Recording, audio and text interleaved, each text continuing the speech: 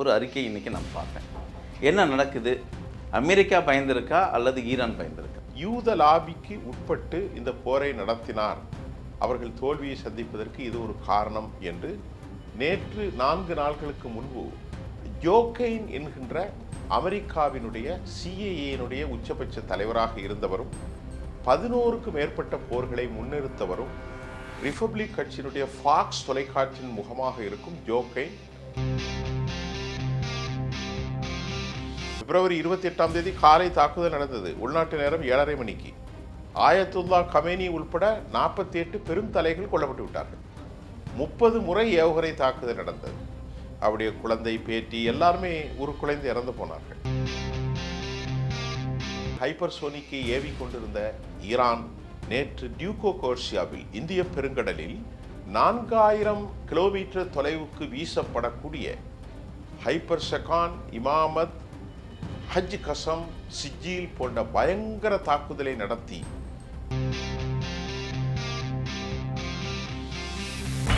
போரை தானே முன்வந்து நிறுத்தி இருக்கிறார்கள்.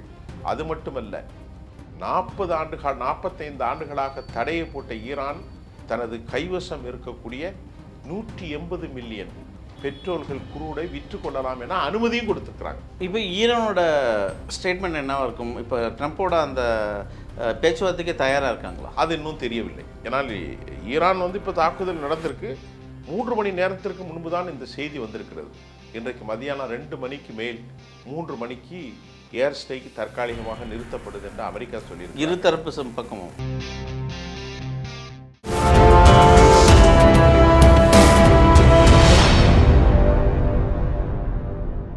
என்ஆர்ஐ தமிழ் நேயர்களுக்கு வணக்கம். இன்றைய நேர்காணலில் நம்மோடு இணைந்திருக்கிறார் மூத்த ஊடகர் திரு சுஃபியான் அவர்கள். சார் வணக்கம். வணக்கம் திரு. அமெரிக்கா இறங்கி வந்திருக்கா, போரை நிறுத்தி கொள்ளலாம், நான் ஈரானோடு சமாதான பேச்சுவார்த்தை நடத்த போகிறேன், ஒரு அறிக்கை இன்றைக்கி நான் பார்த்தேன். என்ன நடக்குது? அமெரிக்கா பயந்திருக்கா அல்லது ஈரான் பயந்திருக்கா? இந்த போரில் அமெரிக்கா சிக்கப்பட்டு கொண்டது. நான் கிட்டத்தட்ட பல ஆயிரக்கணக்கான காணொலியை 23லேருந்து கொடுத்துக்கிட்டு இருக்கேன். பல ஆயிரம் இருக்கும். இப்போ ஒரு நாளைக்கு 10 காணொலியாக பேசுகிறோம். இந்த போருடைய தன்மைகளை பார்க்கிற போது அமெரிக்கா வசமாக சிக்கி கொண்டது. அமெரிக்கா வெனிசுலாவில் நிக்கோலஸ் மதுராவை தூக்கினார்கள். மேலிருந்து இறங்கி சில மணி நேரத்தில் தூக்கி கொண்டு அமெரிக்கா கொண்டு போய்விட்டார்கள். அமெரிக்காவுடைய திட்டம் என்னவென்றால், அமெரிக்காவுடைய பெரும் தலைவர்கள் அனைவரும் ஐடியா கொடுத்திருக்கிறார்கள். ஆர்சனல் என்று சொல்லக்கூடிய அமெரிக்க குடோன்களில் டெபிசிட், அதாவது பற்றாக்குறையான ஆயுதங்கள் இருக்கிறது.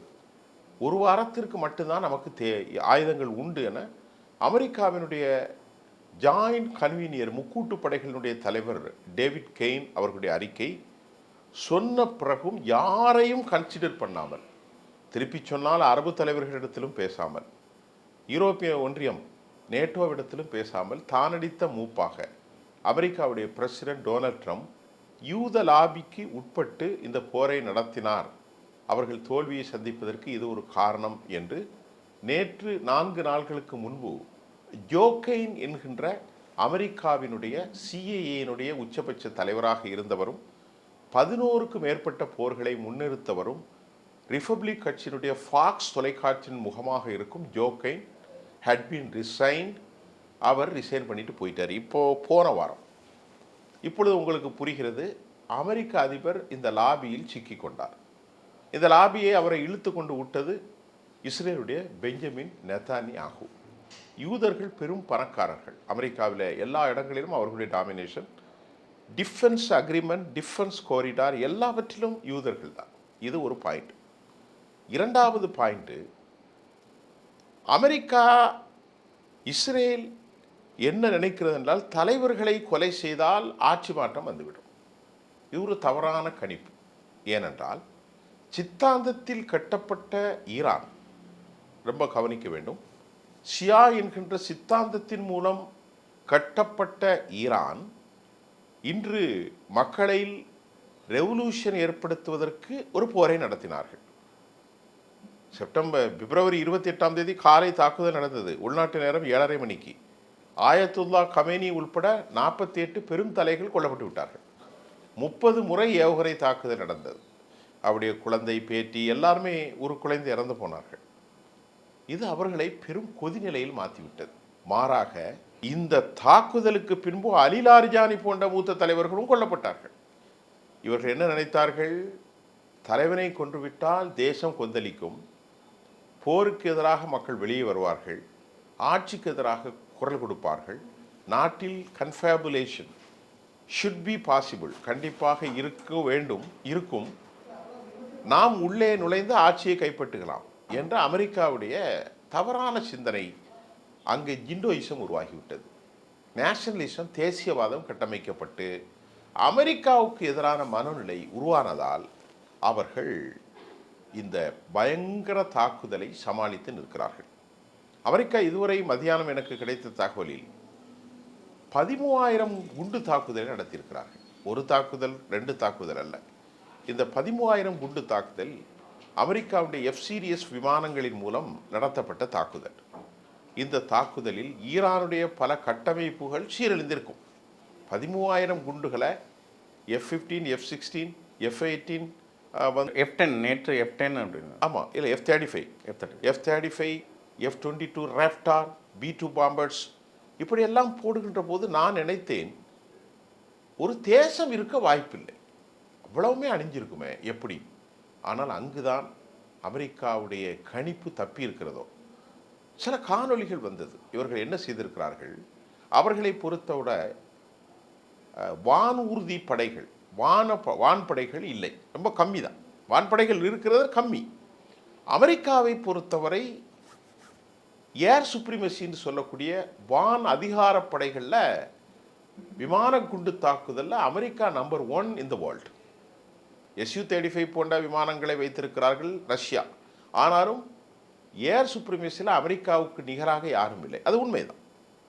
ஆனால் இன்றைக்கு நிரூபித்திருக்கிறார்கள், நீ ஏர் சுப்ரிமசியில் இருந்தால் நான் மிசைல் தொழில்நுட்பத்தில் டாப் மோஸ்ட் என்பதை உலகிற்கு பறைசாற்றினது மட்டுமல்ல, ஈரானை கண்டு உலகம் முழுவதும் அஞ்சுகிற நேரத்தில் இதுகாரம் 2000 கிலோமீட்டர் தொலைவுக்கு மட்டும், அதாவது ஹைப்பர்சோனிக்கை ஏவி கொண்டிருந்த ஈரான் நேற்று டியூகோ கோர்சியாவில் இந்திய பெருங்கடலில் 4000 கிலோமீட்டர் தொலைவுக்கு வீசப்படக்கூடிய ஹைப்பர்சகான், இமாமத், ஹஜ் கசம், சிஜில் போன்ற பயங்கர தாக்குதலை நடத்தி உலகத்தை ஸ்தம்பிக்க வைத்தது மட்டுமல்ல, அமெரிக்காவின் கூட்டாளிகளை அமெரிக்காவை விட்டு தள்ளி இன்றைக்கு தனித்து விடப்பட்ட சூழ்நிலை காணப்படுகிறது. ஆனால் இங்கே ஈரான் அதையே நீங்கள் சொன்ன அந்த மிசைல் 2000 கிலோமீட்டர் அது மட்டும்தான் எங்ககிட்ட இருக்குது, 4000 கிலோமீட்டர் தள்ளி அடிக்க ஏவுகணை எங்ககிட்ட இல்லை அப்படின்ற ஒரு அறிக்கையை விட்டுருக்காங்க. யாரு?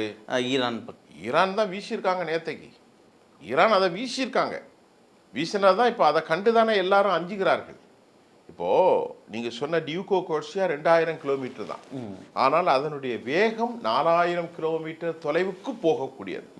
அது சரியான இலக்கை அடையவில்லை. அதற்கு பிறகு ஒரு ஏர் ஸ்ட்ரைக் பண்ணி முடிச்சிட்டாங்க. இப்போ அதை வைத்து அவர்கள் தாக்குதல் நடத்தினால் யூரோப்பிய நாடுகளில் லண்டன் மாநகரமும் பிரான்சினுடைய தலைநகரமும் தாக்கப்படுகிற அபாயம் உண்டு. இந்த பக்கம் 4000 நாள், இந்த பக்கம் 4000. இப்போ இந்த பக்கம் 4000, அந்த பக்கம் 4000. இப்பொழுது டியூகோ கார்சியா போயிருப்பது நாளைக்கு போயிடும். ஆகவே தான் இன்றைக்கு நேற்று முன்தினம் 48 மணி நேரம் டைம் கொடுத்தார். யார்? அமெரிக்க அதிபர் டொனால்ட் ட்ரம்ப். ஹெர்முஸ் வளைகுடாவை திறந்து விட வேண்டும். இப்போ ஹெர்முஸ் வளைகுடா என்பது அது ஒரு சேலோ வாட்டர் என்று சொல்லக்கூடிய குறைவான ஆழம் கொண்டதில் 8 கிலோமீட்டர் கடுமையான ஆழம் கொண்ட பகுதி. இது ஈரானுடைய கட்டுப்பாட்டில் இருக்குது.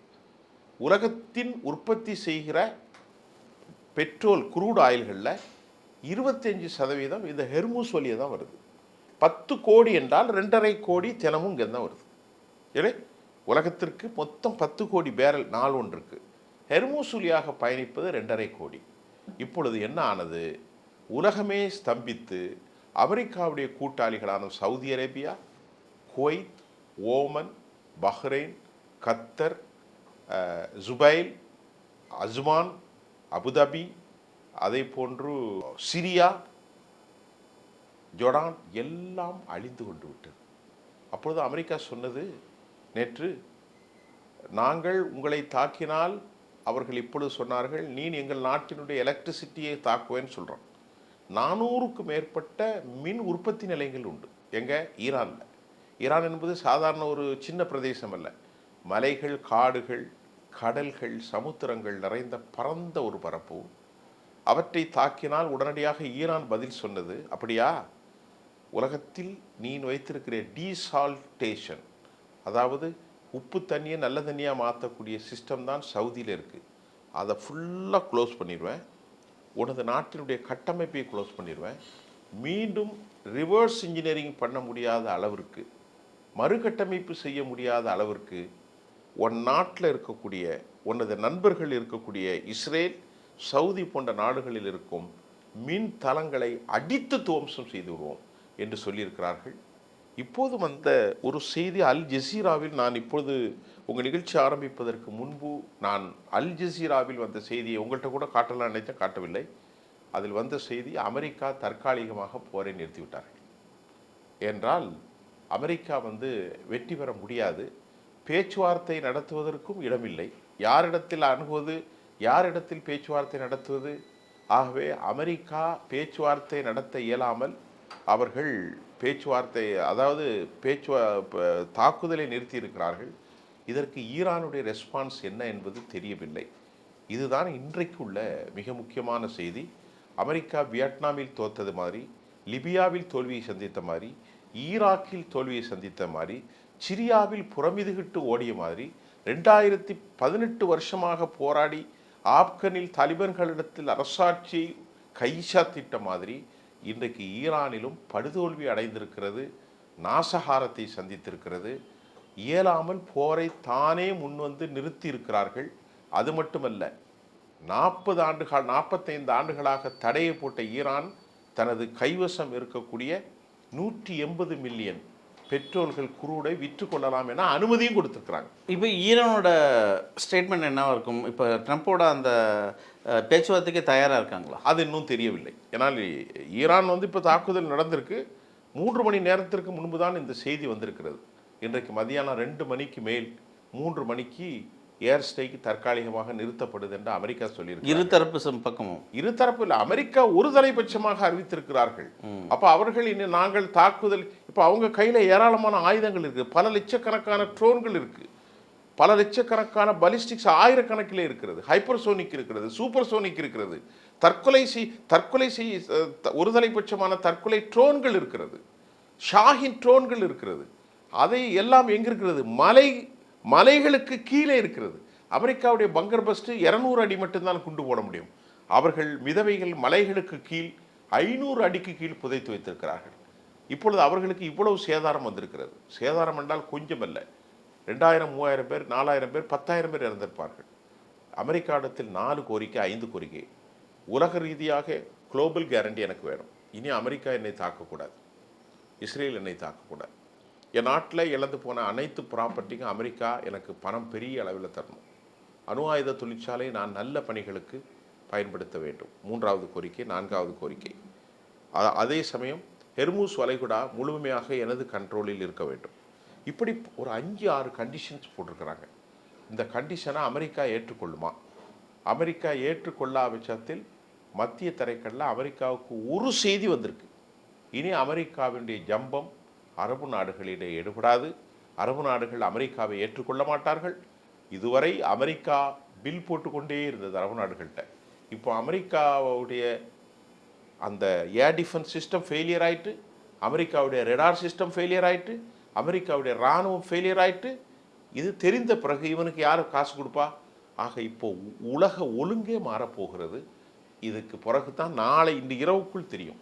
ஈரானுடைய செய்தி தொடர்பாளர் அப்பாஸ் அராகச்சி என்ன சொல்கிறார், ஈரானுடைய நாடாளுமன்ற தலைவர் அதாவது பக்கர் கலிபாப் என்ன சொல்கிறார் என்பதெல்லாம் இன்று இரவுக்குள் தான் நாம் தொடர்ந்து பேசுவோம். ஈரான் அமைதி பேச்சுவார்த்தைக்கு ஒத்துழைக்குதா அல்லது அமெரிக்காவுடன் மீண்டும் எதிர்த்து போரை புரியுதா? காலம் பதில் சொல்லும். உங்கள் நேரத்துக்கு நன்றி.